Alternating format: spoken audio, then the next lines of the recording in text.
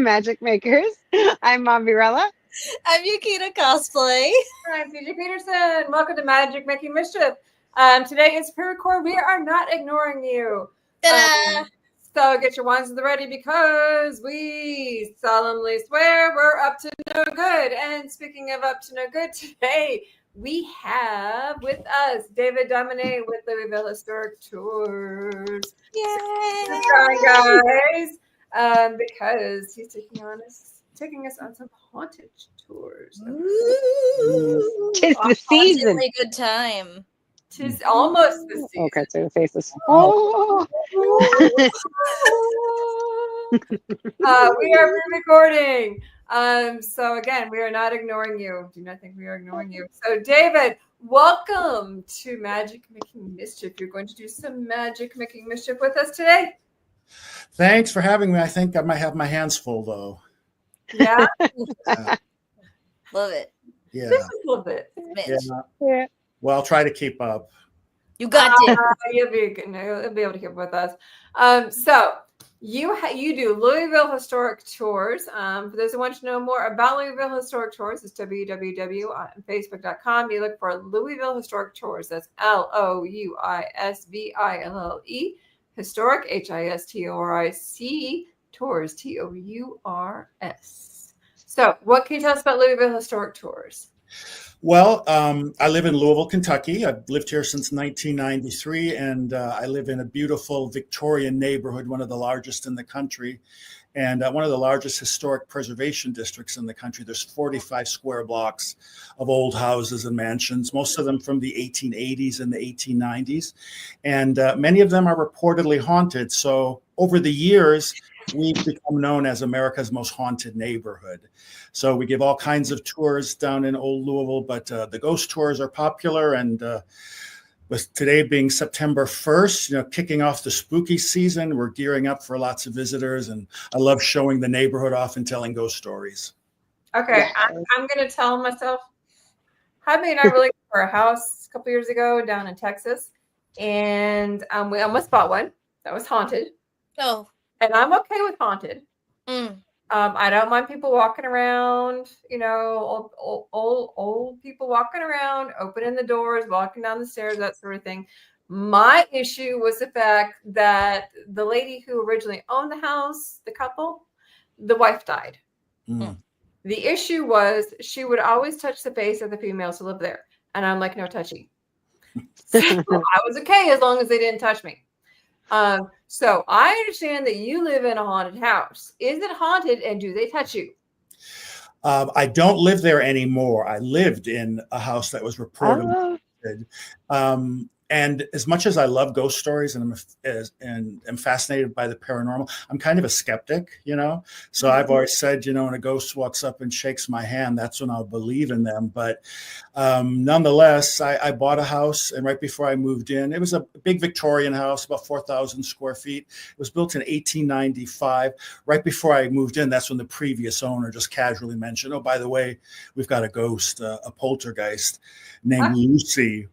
And the previous owner told me all these crazy things the ghost was known to do. And I just kind of poo-pooed her warnings. And I moved in, and guess what? Within a couple of weeks of moving in, all the things she warned me about began to happen. I began hearing footsteps in the middle of the night. And I discovered old houses make a lot of noise, but these weren't like random creaks and groans. These were like easily identifiable hard sole shoes going up and down the middle of the hallway on the second floor. I saw things move on occasion, but nobody ever touched me. And I never saw a real ghost. Doors. I'm okay with walking around. I'm even okay with showing my kitchen. She wants to cook, she can cook, but no touching. Right. Why don't they clean? Why don't they ever clean? Why do they always make a mess? Why don't they clean? All she wants. She can do my laundry. I'm good. Just don't touch me.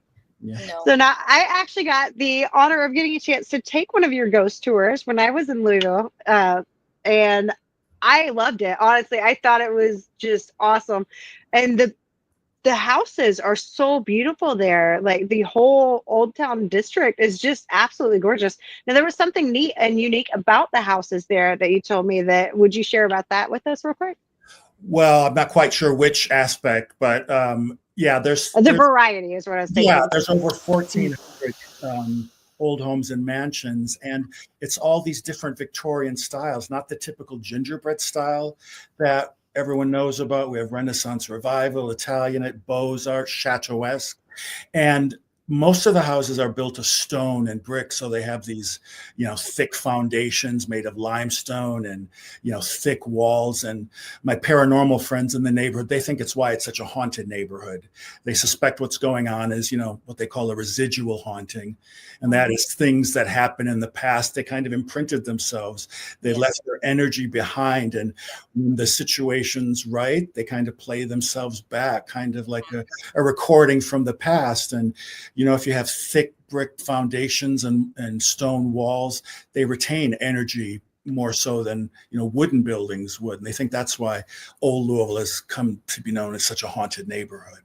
Yikes. That's a no for me, dog. I'd never heard that before either. I think that's really actually quite interesting because it does tend to be a lot of times, like I'm wearing my Disney Haunted Mansion dress today, but it tends to be the older mansions and buildings where they were built a little more sturdy to last longer, that they do tend to be like, oh, this is haunted. You don't get a whole lot of, you see that little trailer house down there. That's really Bob Bill. And we can do that. We're from Texas, okay?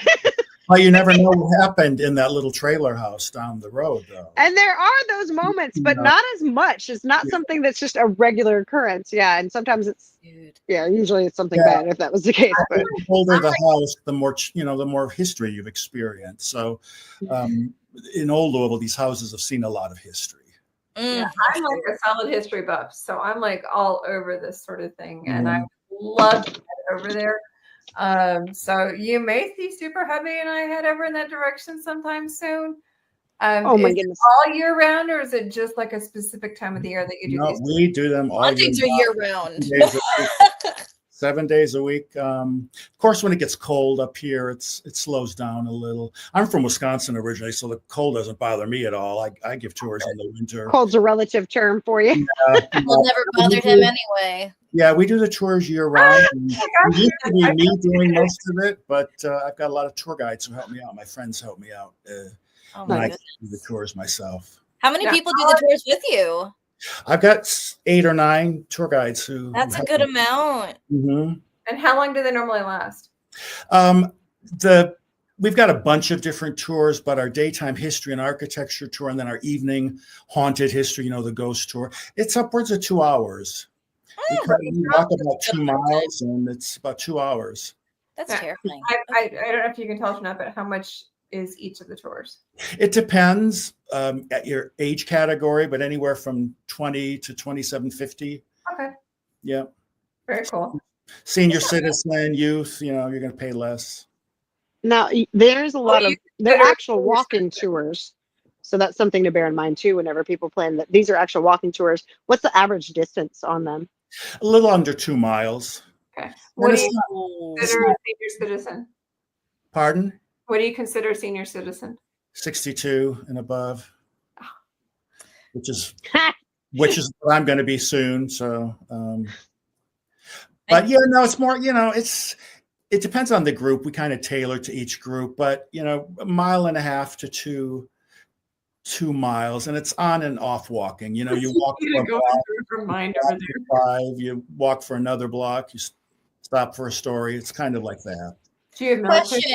So how is it with accessibility? Like if you got like seniors who are in a wheelchair, or we got mobility scooters and they want to go and do these, like how would that work out?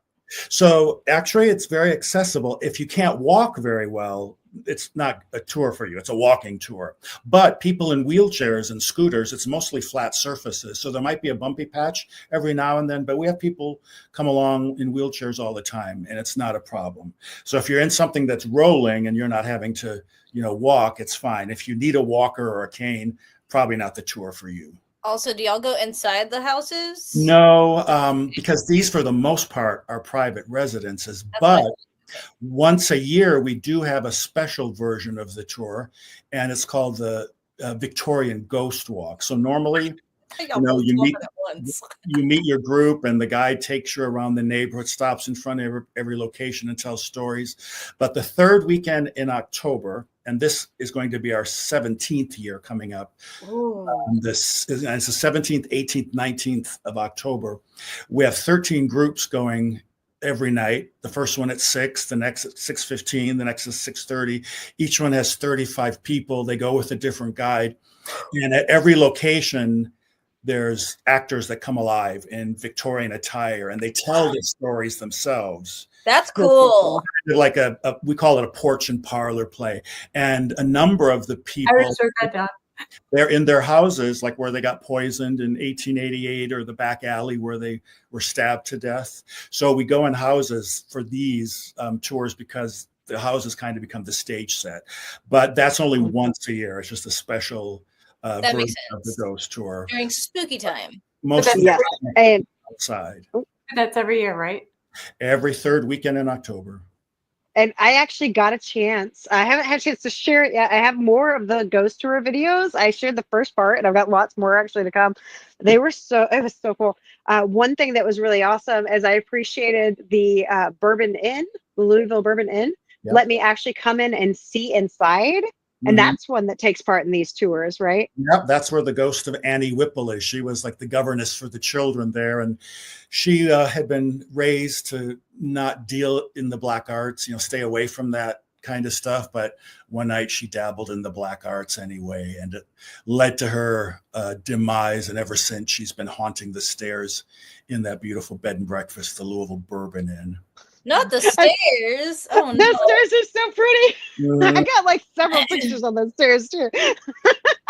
Oh, that's awesome. Yeah, no, this is that bed and breakfast, and I know that there's probably many in the area, but like that one was so pretty. It had this whole long, like a coach house. It was a mansion. Honestly, at some point, like that was a full-on mansion, and it was so beautiful, so cool. There's 10, 12 breakfasts in the neighborhood, and they're all haunted.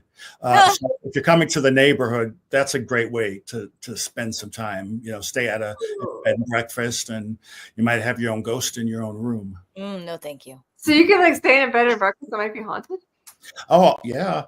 When I started writing my books like 25 years ago, the bed and breakfast in the neighborhood, they didn't want me to write about their ghost stories.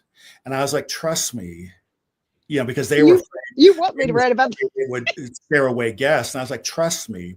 Well, they found out ghosts are business. You might scare some people away, but for every person you scare away from a supposedly haunted bed and breakfast, you get 10 who want to come and spend the night because they've heard it's haunted. Speaking of yes, that's how I am. I was about to bring that up. You have a book, A Dark Room and a Glitter Ball. You have several books, actually. Yeah, that's actually my 13th book. And that came out a couple of years ago. It's a true crime book. When I moved out of my house that was supposedly haunted, I went and looked at this other house around the corner. And I was a food writer at the time when I was writing my ghost books as well. So I was working on my first cookbook. And there was this house that interested me. It had come on the market. And it was built in 1898. It was like 3 times the size of my house. But I heard they had the original wine cellar in the basement. And so I thought, if you're going to be a food writer, you have to have a wine cellar, right? So I made an appointment to go look at the house, and it just needed too much work. It was going to be a really daunting project. And so I decided against it. And it's probably a good thing I did, because I left, and then the guy who had the appointment after me that morning with the real estate agent, he ended up buying the house. And then 2 years later, I turned on the news one morning, and there he was with the police in front of the house.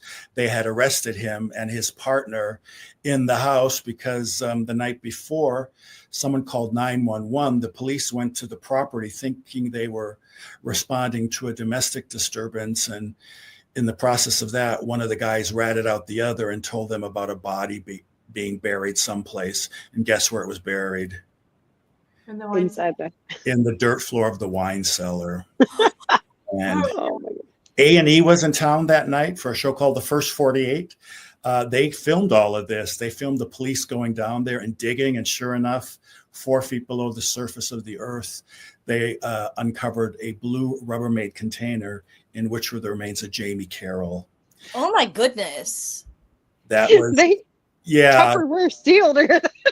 Oh, Yeah. no. Yeah, it was a crazy story. And 3 years later, we had the most scandalous murder trials in Louisville.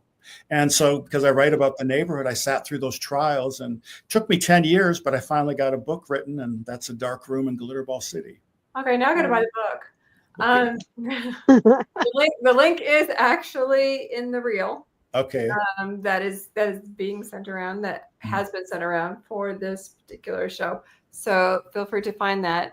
You can find it on Amazon. Mm-hmm. That is the link that I actually used. So you can look up again. Let me put that up one more time for you.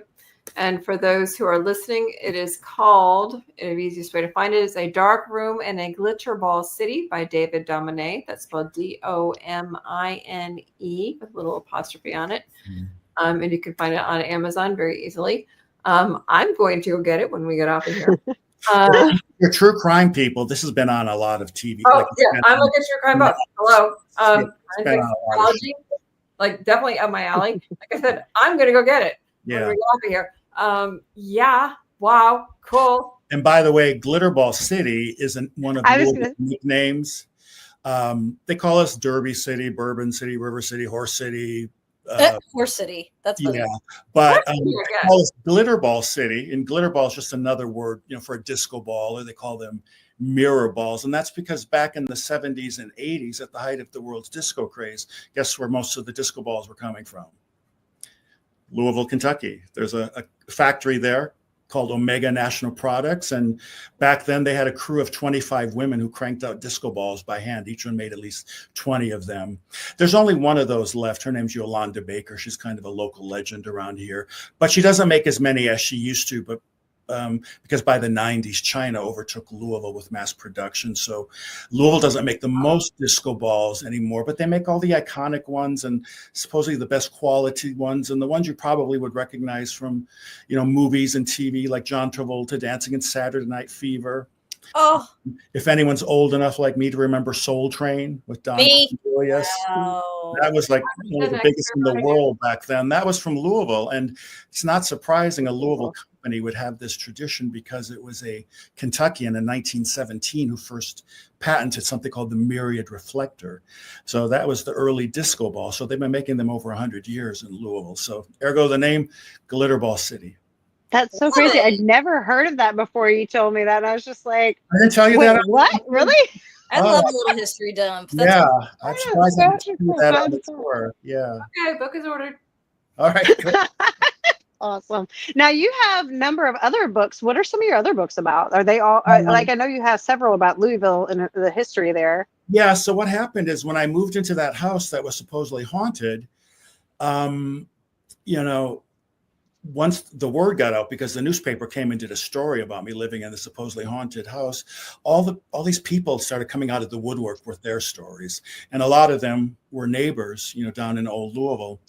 And so they started sharing their stories with me. And that's when I realized, you don't need to believe in ghosts to enjoy a good ghost story. There's so much more. There's history and there's architecture. The paranormal stuff is fun, but you can talk about preservation and societal issues. So I started using the ghost stories as a vehicle to talk about, the broader picture, trying to let people know about old Louisville. So I started writing collections of ghost stories. And then eventually I wrote this, Voodoo Days at La Casa Fabulosa. It's a memoir of that first year I lived in the house that was supposedly haunted. So that's the house I lived in, that house built in 1895. Where Lucy the ghost was, and that's kind of a prequel to A Dark Room in Glitterball City. So this is my. Now you have to get that one too, CJ. Yeah, this is kind of the prequel. So this is number 12. This is number 13. And speaking of A Dark Room in Glitterball City, I can't make any official announcements yet. So hush hush, but watch TV next year. You might see something with Glitterball City on on a big streaming service known for its movies and things. So if we happen to come for a tour and you happen to be our tour guide and I happen to bring my book, could I happen to get it autographed? Yeah, people do that all the time. I love it when they. It's a lot of happens. And that's kind of one of the things I wanted to do. I wanted to encourage people That to come might happen. to old Louisville. And so a lot of times people read the book and they come to the neighborhood for a tour. So let me know and I'll be your personal guide. That's awesome. Cool.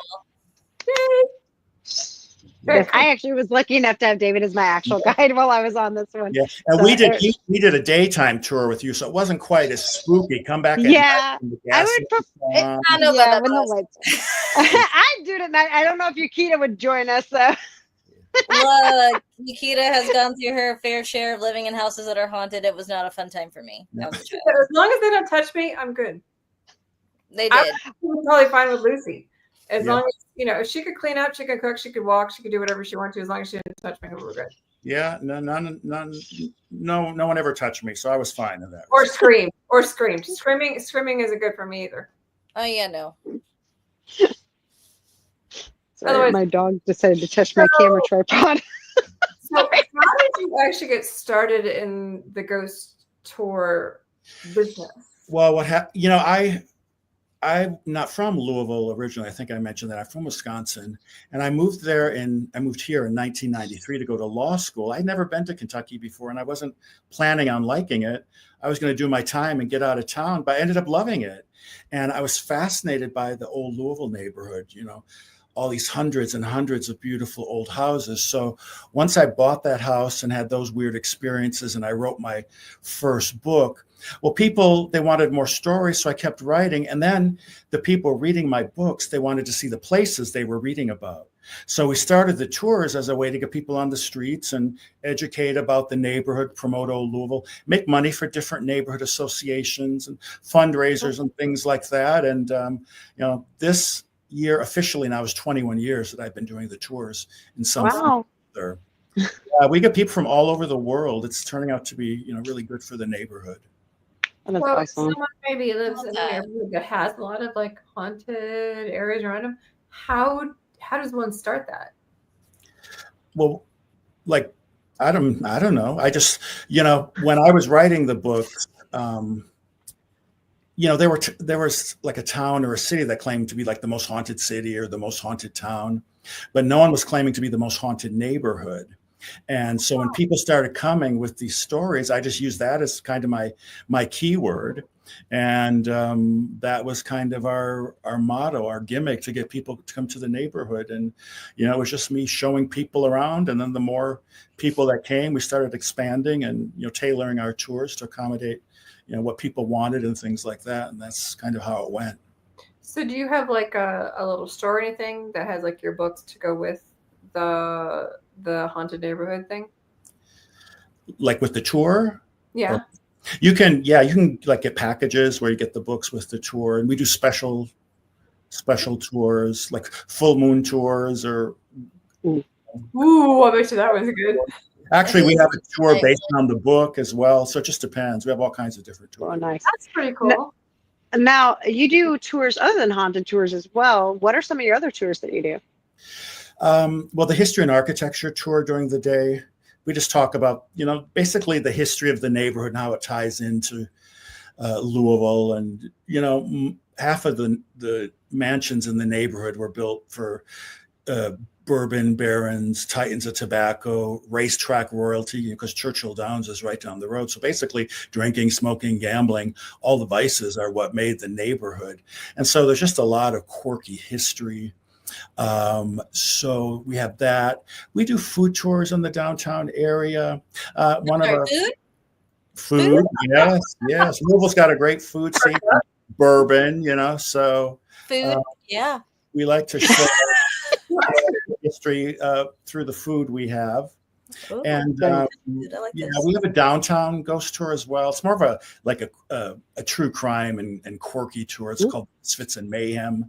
Talk about just all this obscure history, like in the 1880s when people saw flying machines over downtown Louisville, and there was a kind of precursor to London's Spring-Heeled Jack We had a guy in Louisville called the Demon Leaper. He had like bat wings and would jump over hay wagons and things like that after pinching women in untoward places.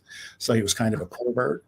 But we got a lot of really quirky history in the downtown area. I'm all over this true crime portion of it. No, my main question is there like some type of restaurant that does like food based off of these specific hauntings? Like, oh, like Bat Guy, you just noticed maybe they have like some type of like sandwich or like bat wings that taste like that.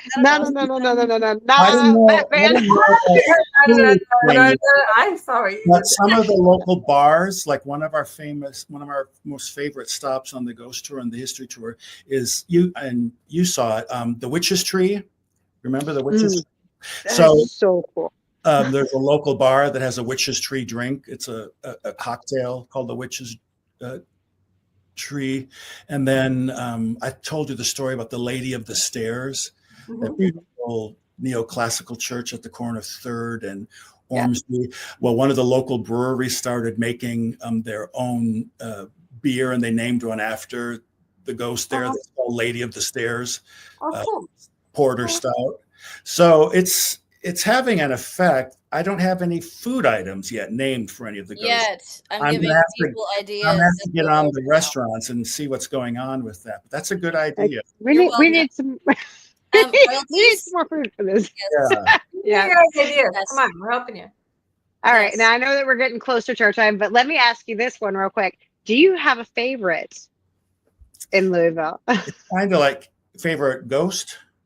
Ghost story, haunting. Yeah, it's kind of like asking if you have a favorite kid, you know. I the Lady of the Stairs, you know, because that's a kind of tragic story. I don't know if you remember that. But then we have our famous Pink Palace. It's this I love that one.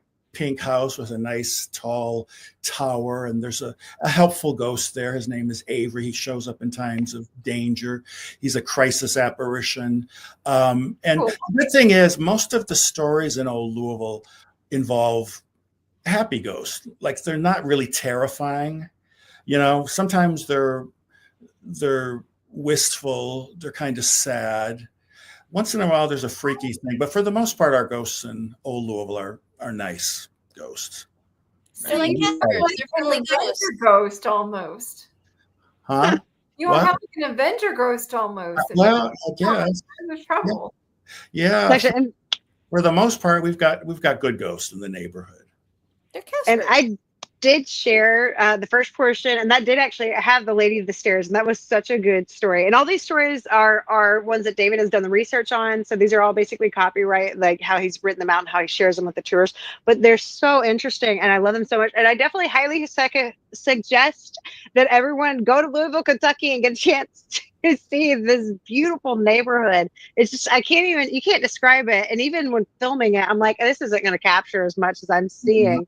It's so gorgeous. It's definitely worth it. That's kind of off the radar. So I'm trying to change that. I want people to know what a beautiful neighborhood it is. So come and see me, and I'll show you around. I will try to talk Super Heavy into coming. Trust me, I will try. I will do my best. If it's not this year, maybe next year. Okay. Our calendar's kind of full. But in the meantime, thank you so much for coming, David. We really appreciate all your wonderful stories. And I have a book coming of yours, so I'm super excited to have it come to the house. All right. In a few weeks, but yes. In the meantime, everybody get your wands to the ready. If you want to learn more about Louisville Tours, head over to Facebook and look up Louisville Historic Tours. For those who are listening, that's LUISVILLE Historic HISTORIC Tours TOURS. Really easy peasy, guys. And I'm sure they can help in Messenger, right? Messenger, he'll answer. Check him out. Tons of stories. Check out his book, which is called A Dark Room and a Glitter Ball City. I've already got mine on the way. Get yours on the way too. So get your wands to the ready. Mommy, take us out. Thank you so much for joining us, guys. Make sure to smash that thumbs up and share this out. This is so cool. You guys need to share this out. Okay, especially right now. It's the season. Yes. And make sure you're following CJ Peterson and Mombirella on YouTube, as well as TikTok for CJ, and Yukita Cosplay on Instagrams, and follow the Meets on YouTube. And definitely check out Louisville Historical Tours for David Dominé. Thank you so much for joining us. And we will see you next time, guys. Mischief managed. Bye.